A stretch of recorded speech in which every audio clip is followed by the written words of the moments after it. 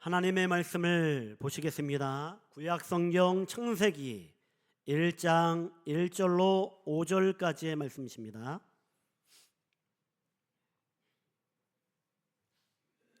창세기 1장 1절로 5절까지 우리 다 함께 한마음으로 봉독해 올리겠습니다.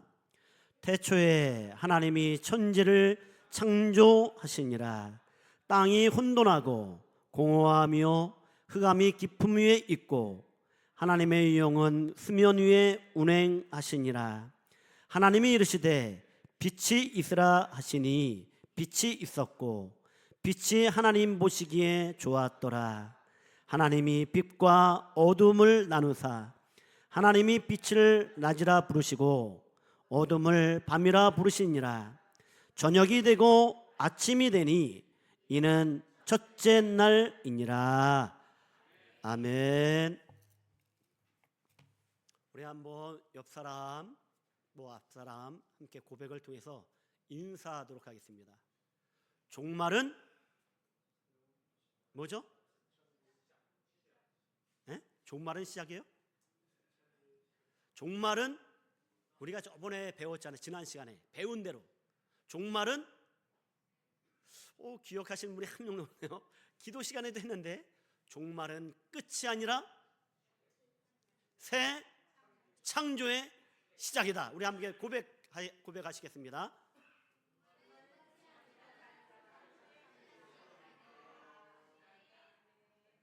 이거 엄청난 거예요. 우리는 종말이 끝인 줄 알잖아요. 종말을 피해서 죽음을 피해서 피했는데 어디로 피해요? 세상으로 피하잖아요. 하나님을 피해서 세상으로 나아가잖아요. 종말을 모면하기 위해서. 근데 여러분, 종말은 끝이 아니라 새 창조의 엄청난 거 아니겠습니까? 그러니까 아무리 이 세상이 힘들고 어려워도 늘 기뻐하며 즐거워하며 감사하며 살 수 있는 소망이 여기에 있는 거예요. 왜냐하면 우리에게는 새 창조가 있으니까. 새 창조 필요 없습니까? 나는 이 지금 사는 이 세상이 제일입니다. 아니에요. 여러분이 아무리 이 세상이 제일입니다 할지라도 이 세상에서 영원히 살 사람이 어디 있습니까? 우리의 인생을 보면 어린아이가 계속 어린아이로 머물러 있습니까? 지나다 보면 또 장성하게 되어갖고 나중에 엄마도 되고 아빠도 되어지고 할머니도 되고 할아버지도 되고 그러면 결국에는 이제는 종말을 또 맞이하게 되어진다 이게요. 그런데 중요한 건 종말이 끝이 아니라 새 창조의 시작이다. 우리 다시 한번 담대하게 확신을 가지고 한번 고백을 옆 사람과 함께 손을 꼭 잡으면서 함께 인사하겠습니다. 시작.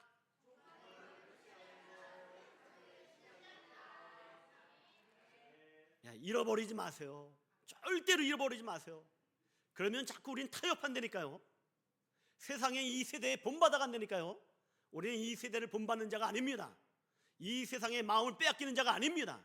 이따도 나오겠지만 우리는 이 세상을 들여 밟는 자지 이 세상의 정복 땅에 사는 자가 아니에요. 하나님의 통치와 하나님의 지배와 하나님의 단속이 우리의 심령을 늘 통치받는 자가 되셔서 마음에서부터 뭐가 되어진다고요? 천국이 되셔서 여러분 가는 가정들마다 일터마다 그 어디나 하늘나라가 되셔야 된다 얘기예요. 그러니까 얼마만큼 이 땅에서 하늘나라를 위해서 살았느냐. 그래서 영원한 새 창조를 이루어 가시는 거예요.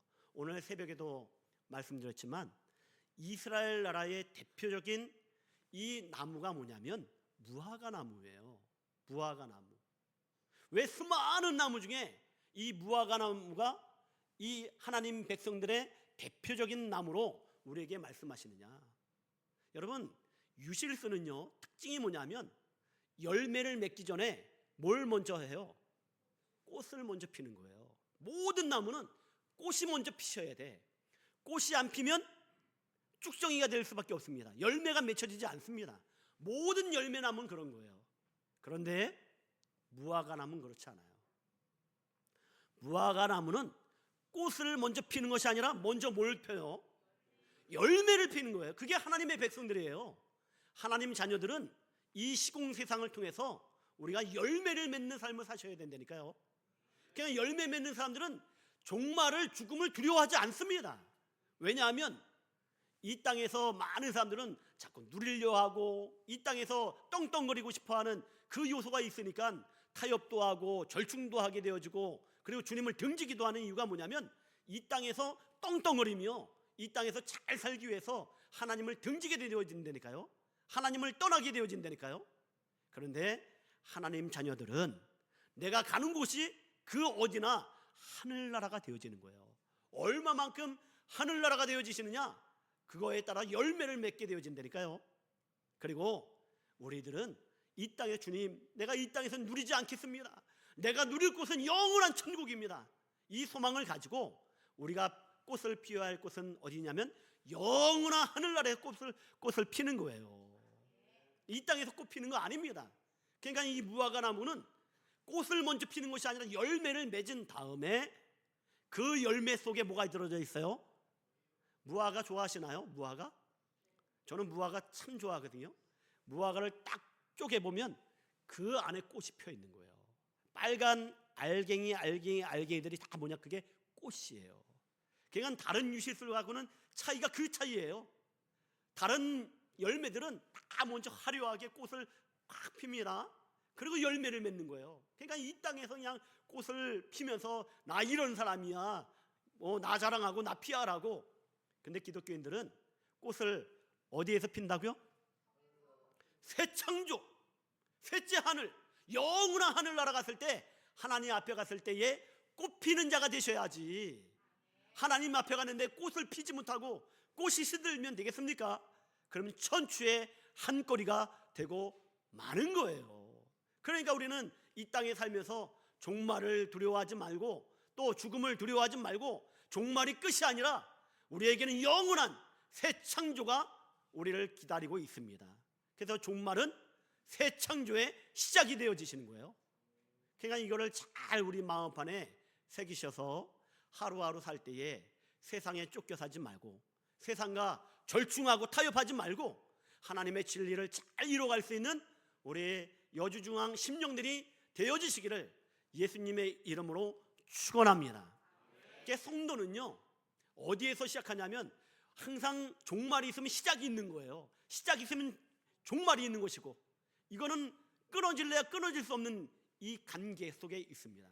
그래서 성도의 시작은 뭐냐면 벌거벗음에서 시작하는 거예요. 뭐에서 시작하신다고요? 옷을 입지 않은 알몸을 가지고 시작한다니까요. 그러니까 이 창세기에 이 아담과 하와를 하나님이 창조하시고, 아담과 하와가 어떻게 살죠? 알몸으로 살잖아요. 부끄러움이 없는 거예요. 그렇게 시작하는 거예요. 그래서 요즘에 우리나라도 그런 움직임들이 막 일어나고 있거든요.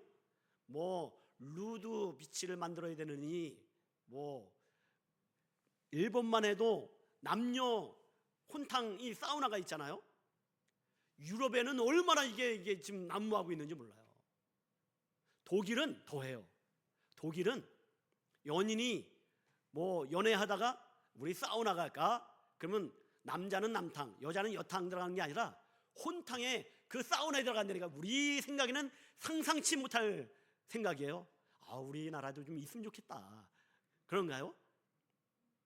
때로는 그 안에서 같이, 때로는 사위하고 장모님하고 같이 들어가고, 정말 그렇대요. 제가 꾸며서 얘기하는 거 아니에요. 장모님하고 사위하고 같이 들어간대. 어디에를? 목욕탕에. 유럽에는 이게 아주 난무되어 있어요. 나체 해수욕장 들어보셨나요?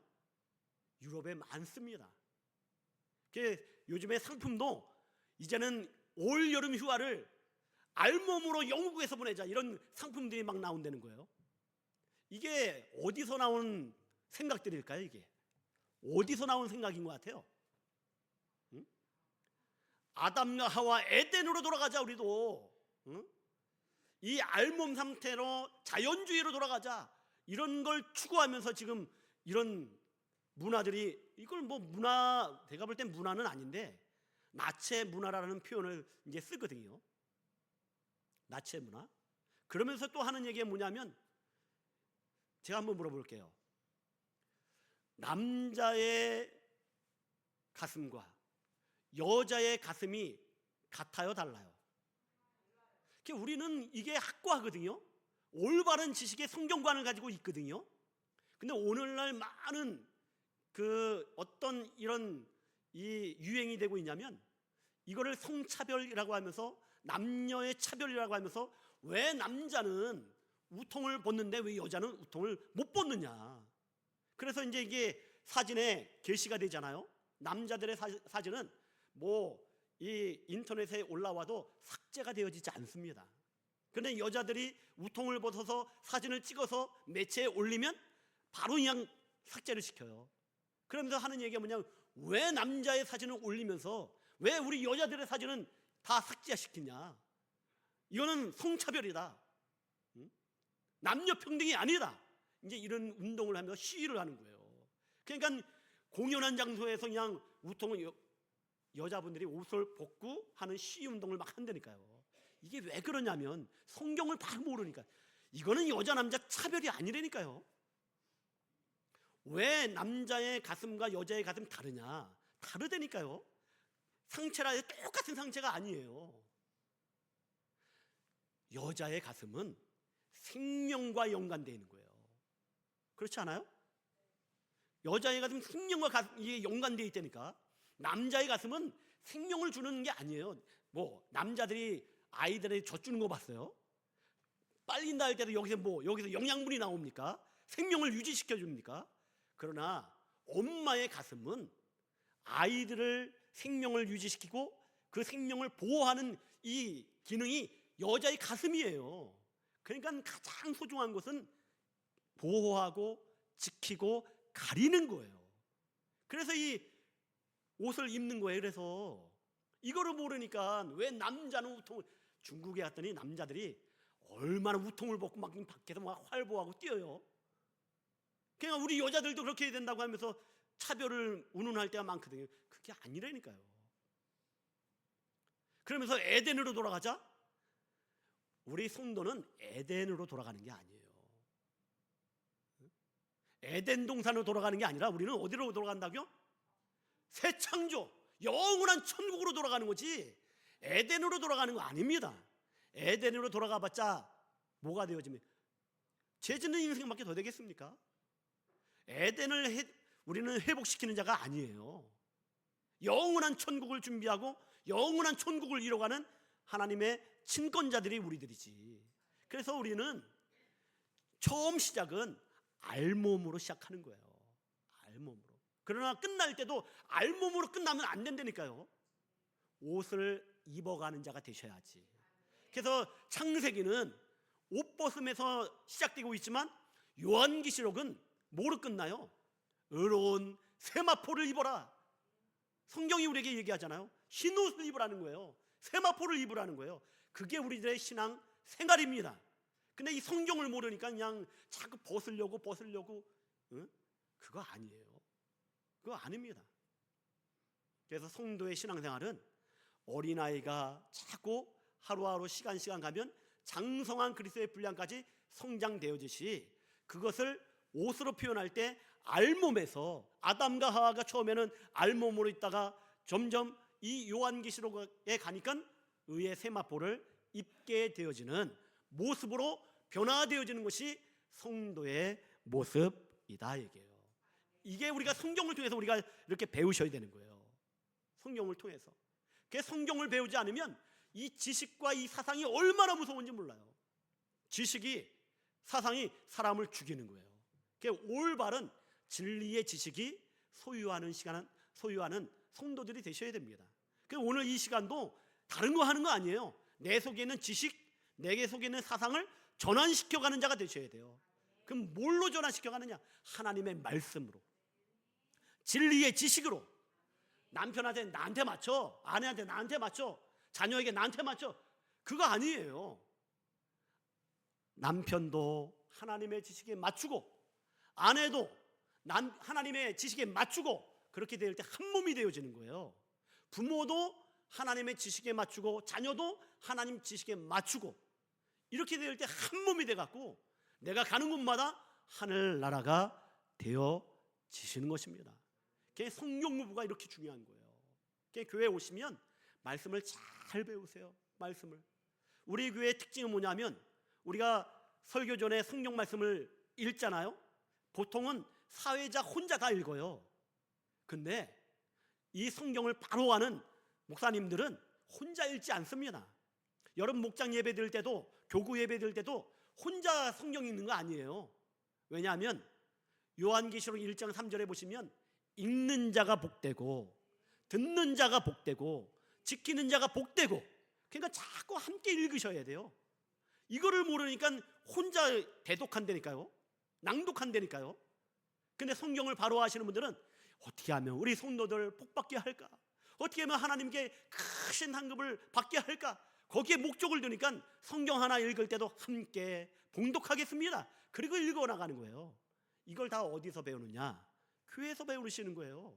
교회에서 하나님의 말씀을 잘 배우셔서 배운 말씀을 가지고 점점 옷을 입어가는, 그래서 거룩한 세마포의 옷을 입고 나중에 하나님 앞에 영원한 신랑 앞에 혼인잔치에 참여하는 자가 되셔야 됩니다. 그래서 성도는 다 뭐예요? 신부예요. 그래서 신부라는 표현을 하시는 거예요. 남자도 신부, 여자도 신부. 그래서 우리가 이 땅에 있을 때 신앙의 지조와 절개를 잘 지켜가는 거예요. 내 몸을 잘 가꿔서 영원한 신랑 되신 예수님 만났을 때 그 혼인잔치에 참여하는 그런 신부가 되기 위해서 이 땅에서 단장을 잘하는 자가 되셔야 됩니다. 가꿀 거 가꾸고 또 보호할 거 보호하고, 그리고 세마포의 옷을 잘 입으셔서 장차 종말이 오면 영원한 나의 신랑 되신 예수님을 만났을 때 혼인잔치에 참여하거든요. 그때에 잘 단장된 모습으로 나의 신랑 되신 예수님을 영접하는 우리 여주중앙 심령들이 다 되셔야 됩니다. 그렇게 되도록 끌어가시는 이가 바로 이 앞에 있는 담임 목사가 또 끌어가는 거예요. 그냥 합력하여 우리 여주중앙 모든 심령들이 선을 이루어가는 복된 심령 다 되어지시기를 예수님의 이름으로 축원합니다. 그래서 우리가 이 창세기 배우면서 서론을 지금 배우고 있는데, 개론적으로 이 창세기를 볼 때 창세기의 히브리어 책명, 창세기의 히브리 이 이름이 뭐냐 할 때 이름은 베레시트입니다. 책 이름이 뭐라고요? 베레시트. 이게 창세기예요. 히브리어로 베레시트. 영어로는 우리 우수견 집사님이 타는 차 이름, 차가 뭐예요? 제네시스. 이게 창세기예요. 우리말로 창세기. 모든 것의 기원, 이게 창세기입니다. 그리고 이 창세기의 저자는 누구죠? 모세. 창세기의 저자는 모세입니다. 모세. 그리고 몇 년도에 이 기록이 되냐면 이 모세가 BC 1500년 전 사람이에요. 그러니까 창세기가 기록된 곳이 BC 1500년으로 보시면 되어지십니다. 그리고 창세기에 들어져 있는 구체적인 내용을 개론적으로 보시면 이 속에는 우주 만물의 기원이 들어져 있고요, 또 인간의 기원, 또 결혼과 가정의 기원, 죄와 죽음의 기원, 구원의 기원, 이런 기원의 모든 얘기들이 이 창세기 속에 들어져 있습니다. 무엇보다도 이 기원 속에서 하나님의 주권적인 선택이 아주 명료하게 구체적으로 기록이 되어져 있는 것이 창세기의 말씀이십니다. 창세기를 총 몇 장이죠? 창세기가 총 몇 장이에요? 50장이에요. 50장. 되게 길죠? 이 50장을 두 부분으로 나누게 되어집니다. 그래서 1장부터 11장까지 한 부분, 그 다음에 12장부터 50장까지 한 부분, 크게 두 가지의 분류로 나누어지게 되어지는데, 1장부터 11장까지는 무슨 얘기냐면 이 하나님이 태초에 이 우주 삼라만상을 창조하시면서 아브라함을 부르기 전까지의 기록이 1장부터 11장까지의 말씀이십니다. 그리고 12장부터는 50장까지는 뭐냐면 아브라함, 또 이삭, 야곱, 요셉에 대한 기록.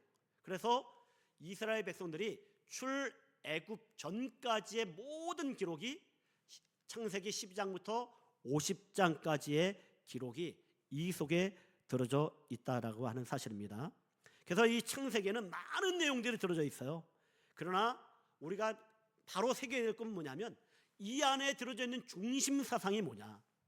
창세기 속에 들어져 있는 중심 사상이 뭐냐면 예수 그리스도를 통한 하나님의 구원.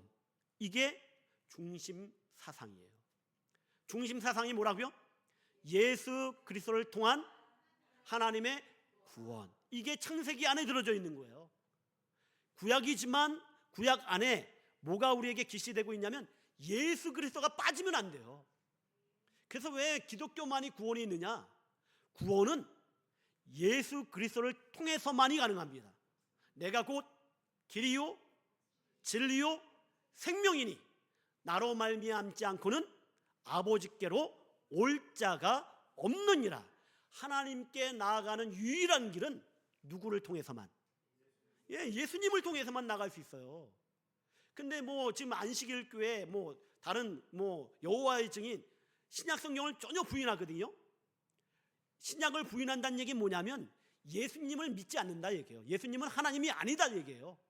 예수님은 하나의 성인이지 하나님이 아니다. 그게 구약만 이제 믿거든요.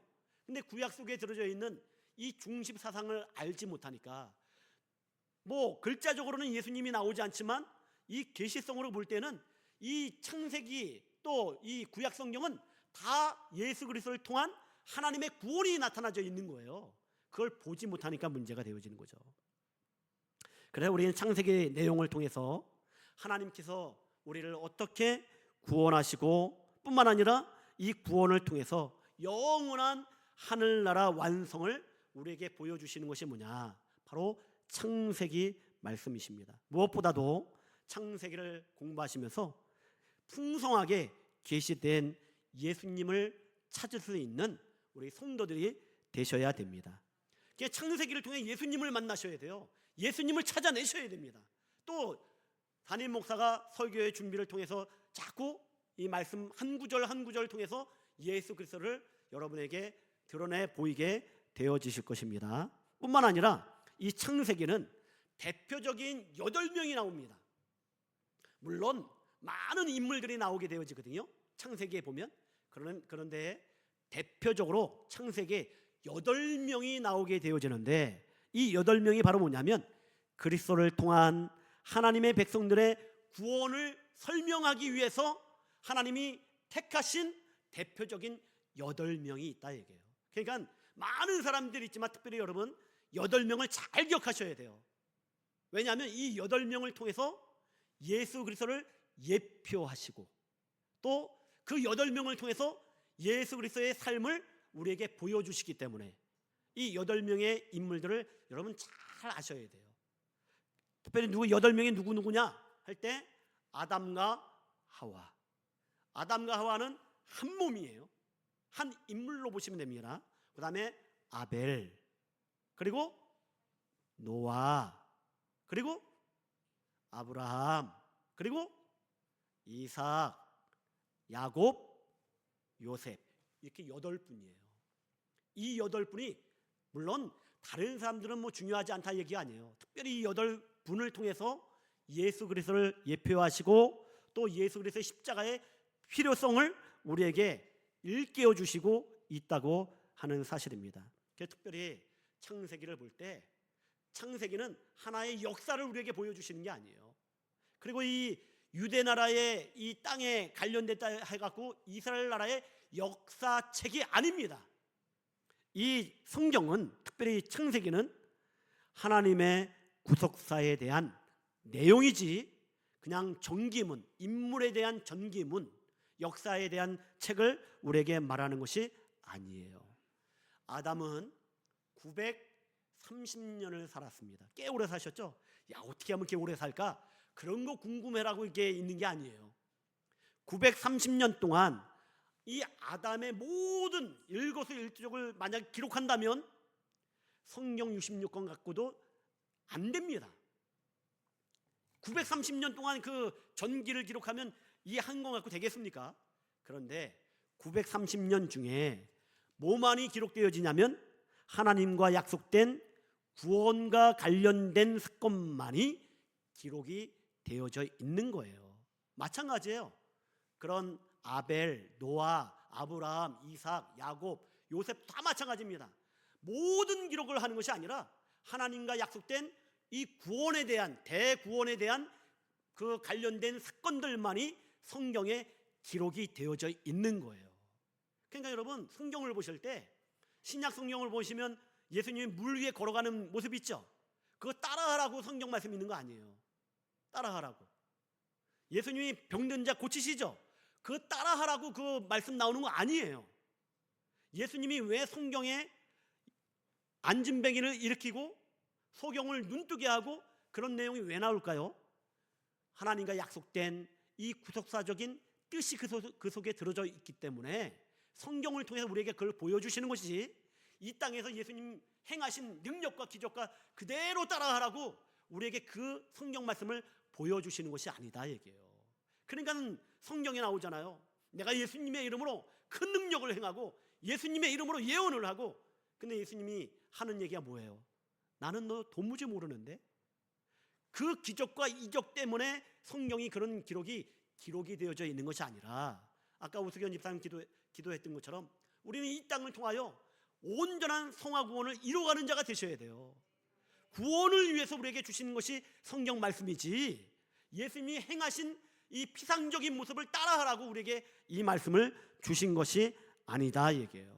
그래서 우리는 창세기를 통해서 들어져 있는 인물들을 통해서 그들의 이 전기를 궁금해하는 것이 아니라 그 속에 들어져 있는 하나님의 목적, 그리고 하나님이 뜻하시는 그 계획을 찾아내는 자가 되셔야 됩니다. 성경에는 별의별 말들이 다 들어져 있습니다. 세상 전기문 책은 훌륭한 것들만 기록이 되잖아요. 자기 자서전 기록을 할 때 못된 거, 실수한 거, 그런 거 적는 사람 별로 없습니다. 좋은 거, 잘한 거, 훌륭한 것들만 적지. 근데 성경에 보면 아주 지저분한 내용도 많이 있고요. 유다의 며느리가 누구냐면 다말이에요. 근데 이 다말을 범하는 그 사건도 기록이 되어져 있거든요. 왜냐하면 이 이스라엘 나라는 결혼을 하면 자식을 우리가 낳아야 되잖아요. 자식을 낳지 못하고 남편이 죽습니다. 그러면 그 형이 죽으면 두 번째 아들을 그 며느리와 결혼을 해야 하는 그런 풍습이 있어요. 근데 이 다말과 결혼만 하면 죽네. 그러니까 유다가 그 말째 아들이 있는데 다말에게 주면, 야, 이 아들도 이제 하나밖에 없는 아들 죽는 거 아니야? 그래서 이 다말을 시댁에 친정에 보내는 거예요. 근데 보내고 난 다음에 연락을 준다 하더니 연락이 안 오는 거예요. 그래서 다말이 창녀로 변장을 해서 유다가 그 제사 드리러 왔을 때에 그 유다와 다말이 몸을 섞게 되어집니다. 그리고 거기서 이제 계대가 이어지는 그런 내용이 있어요. 그럼 어떻게 보면 윤리적으로 볼 때 이건 상상치도 못할 내용이에요. 시아버지와 며느리가 관계를 한다는 거 말도 되어지지 않습니다. 근데 왜 성경에 이런 말씀들이 기록이 되어져 있느냐? 그 안에는 하나님의 구속사적인 이 계시성이 들어져 있기 때문에 그 사건이 성경에 기록이 된 것이지, 단지 그 유다를 흠잡기 위해서 그 내용이 있는 것이 아니다 얘기예요. 그래서 성경을 이렇게 보셔야 돼요. 모든 성경 66권 1189장 31,173절 9절 다 하나님의 구속사적인 관점으로 기록이 되어져 있는 것이 뭐냐면 성경 말씀이라고 하는 사실입니다. 그러니까 특별히 여러분 창세기를 배우시면서 나는 누구인가, 나의 정체성을 바로 아는 자가 되셔야 됩니다. 성경을 통해서 나를 바로 아는 자가 되셔야 되고, 나를 통해서 하나님이 필요하시는 것이 뭐냐, 이런 것들을 다 성경을 통해서 찾아내는 자가 되셔야 됩니다. 뿐만 아니라 창조를 통해서 창조의 목적을 깨닫는 성도가 되셔야 됩니다. 그래야만 하나님이 왜 태초에 천지를 창조하셨는지를 바로 알게 되어지시고, 뿐만 아니라 이 천지에 우리를 왜 택하셔서 우리를 보내주셨느냐, 이 뜻을 바로 알게 되어지시는 것입니다. 그리고 2절에 보시면 땅이 혼돈하고 공허하며 흑암이 깊음을 있고, 지금 개괄적인 말씀만 하시는 거예요. 구체적인 건 좀 이제 지나가면 이제 더 구체적으로 상고를 할 것입니다. 왜 하나님은 이 땅이 혼돈하고 공허하고 흑암 깊음 위에 있음을 왜 이런 표현을 지금 하고 있을까? 신학자들은요, 먼저 하나님이 이렇게 창조를 하셨다는 얘기를 합니다. 근데 창조해 보고 나니까 공허하고 혼돈하고 흑암이 있어서 하나님이 다시 창조하셨다고 하는 그런 주석책도 있거든요. 그거 아니라 왜 하나님이 이 땅이 혼돈하고 공허하고 흑암이 깊음 위에 있고라는 표현을 왜 할까? 이 표현은 뭐냐면요, 무의 상태를 이렇게 표현을 하시는 거예요. 없음의 상태, 무의 상태를 혼돈하고 공허하고 흑암이 가득 찬 이 표현을 지금 하시고 있는 거예요. 하나님은 무에서 유를 창조하시는 분이잖아요. 있는 상태에다가 재창조하는 것이 아니라 무의 상태예요. 없음의 상태입니다. 이 없음의 상태를 혼돈하고 또 공허하고 흑암이 가득한 이 표현을 지금 하시고 있거든요. 그럼 왜 이 무의 상태를 이런 식으로 표현을 하고 있느냐? 그게 우리들의 모습이에요. 우리들의 모습이 어떤 모습이라고요? 혼돈되고 공허하고 흑암이 가득 찬 그 인생이 우리 되니까요. 그 인생에 하나님이 역사하지 않으면 우리는 살아날 길이 없습니다.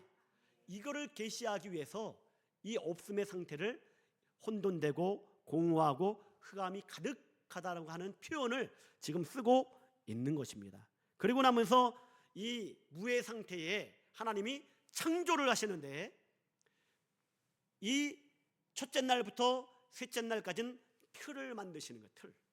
뭐를 만드신다고요? 틀. 그리고 네 번째 날부터 여섯째 날까지는 틀을 만들었잖아요. 그럼 틀에다 뭘 집어넣어야? 내용을 집어넣으셔야지. 그게 넷째 날부터 여섯째 날까지의 창조예요. 그러니까 여러분, 첫째 날부터 여섯째 날까지 우리가 외울 때, 첫째 날부터 셋째 날은 하나님이 틀을 만드셨구나. 틀.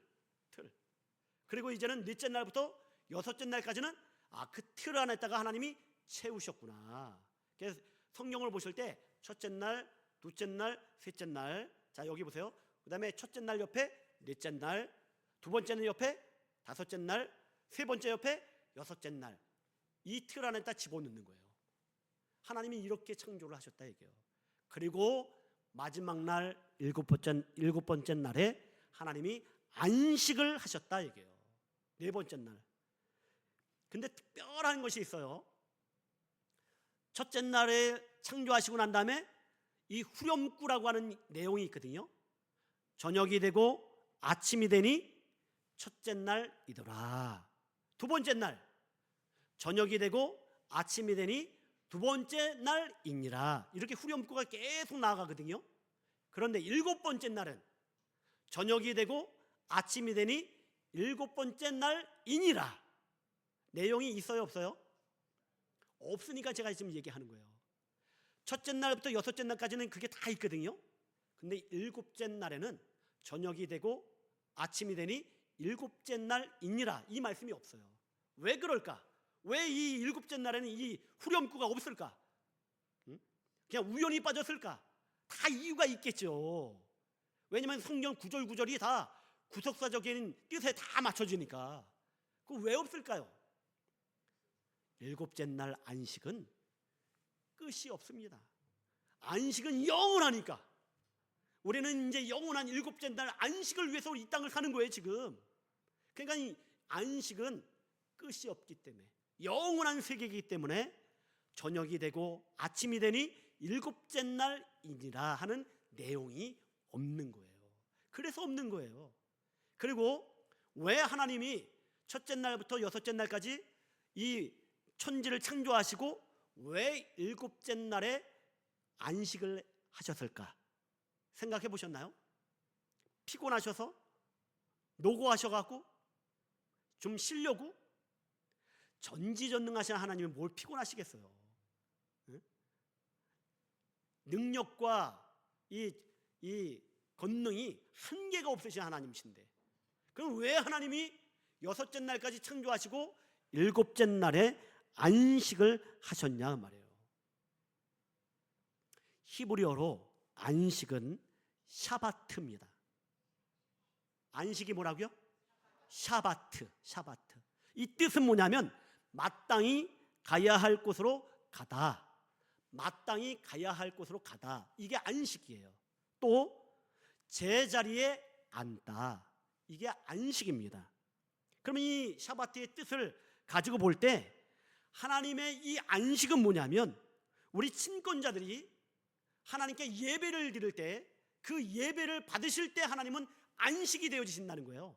그냥 피곤해서 좀 쉬려고 안식하는 것이 아니라 하나님의 친권자인 우리에게 뭘 받으시기 위해서? 예배를 받으시기 위해서.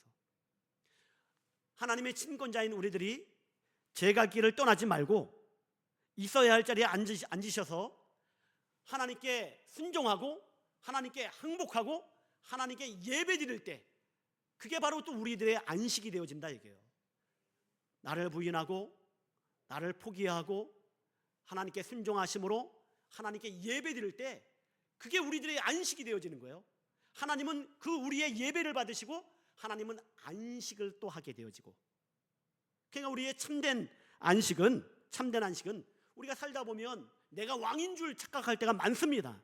자기를 숭배하고 그런 인생들이 하나님 앞에 자정하시고 하나님의 보좌 앞에 납작 엎드리셔서 하나님께 항복하고 순종하며 예배를 드릴 때 참된 안식이 우리에게도 주어지고 하나님은 우리의 예배를 받으시면서 흠양하시면서 기뻐하시고 안식하게 되어지시는 것입니다.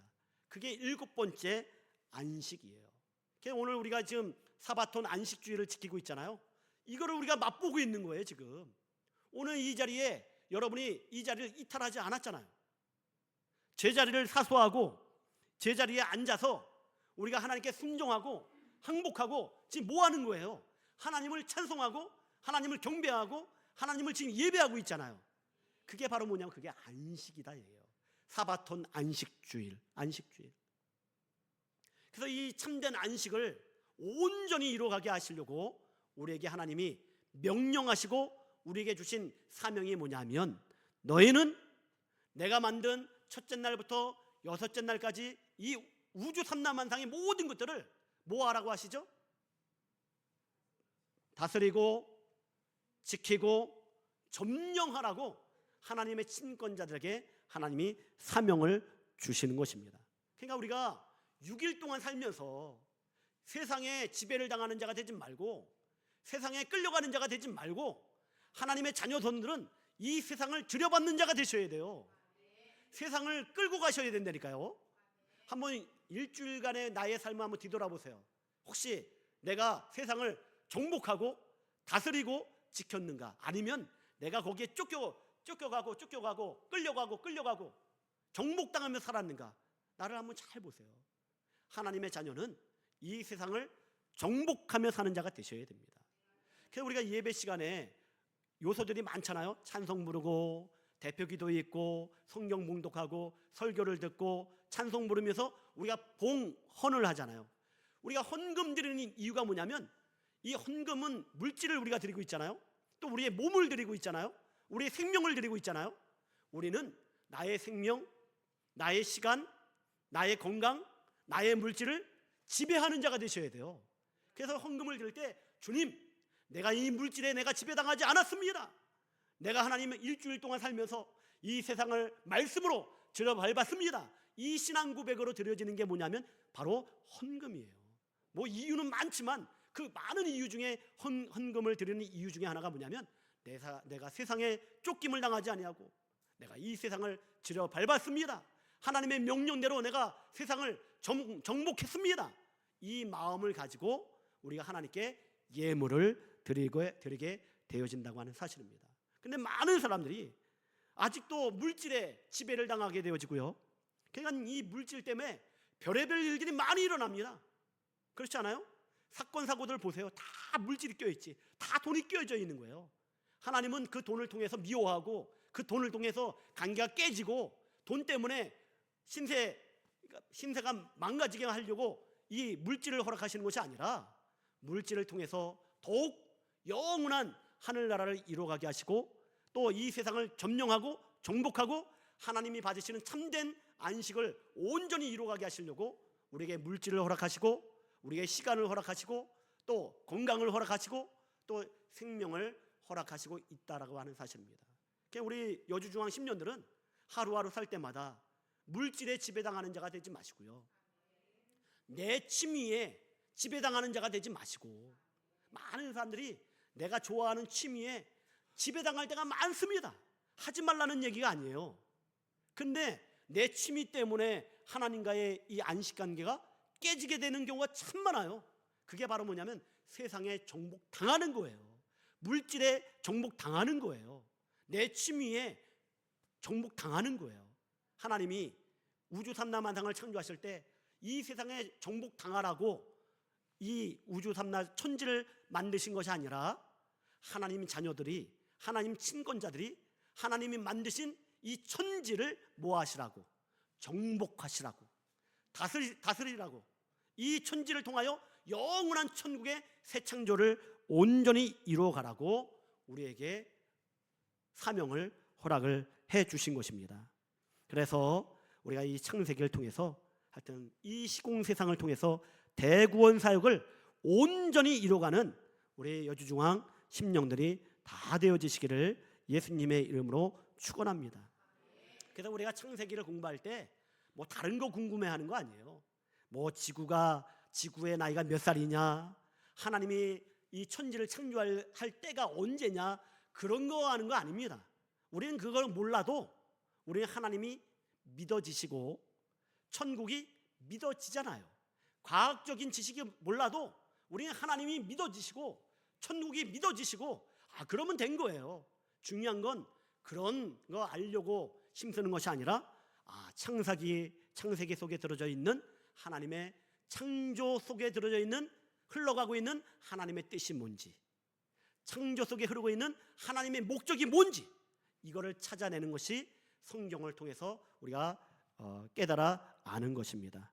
모쪼록 이 한 주간도 세상에 끌려가는 자가 되지 말고, 세상에 다스림 당하는 자가 되지 말고, 세상을 다스리시고 세상을 지키시고 세상을 정복하셔서 꼭 있어야 할 자리를 이탈하지 마시고 늘 하나님 앞에서 자정하셔서 하나님을 경배하고 하나님을 찬송하시고 하나님을 예배하셔서 참된 안식이 충만한 우리 여주중앙 심령들 되시고, 또 여러분 가정들이 참된 안식이 넘쳐나시는 복된 가정들이 다 되어지시기를 예수님의 이름으로 축원합니다.